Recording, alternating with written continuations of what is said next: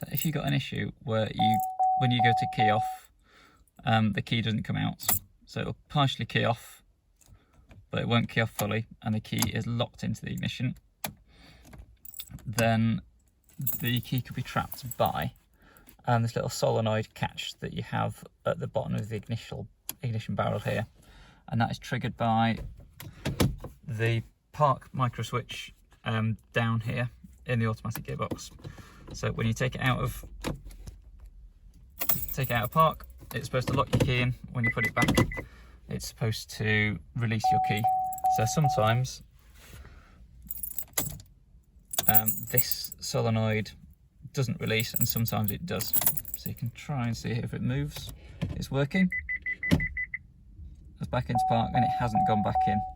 So this one is there, and it went back in there for no good reason, but it's a little bit sticky. So a fix, well, a way to get your key out is you can take off the steering column cover, which is at the bottom. So on this car there's 3 bolts, 1 in the bottom and 2 just behind the steering wheel, but you can access them with the steering wheel still on. So there's one about here, so you turn the wheel around, you get on the head of the bolt, drop the plastic cover, and then you can manually poke that in to get your key out. And the more permanent fix, well, not fix, workaround, is you can disconnect the connector at the back. So you see this little clip on the top here, you have to press it down, and when you press that down then you can pull it out the back.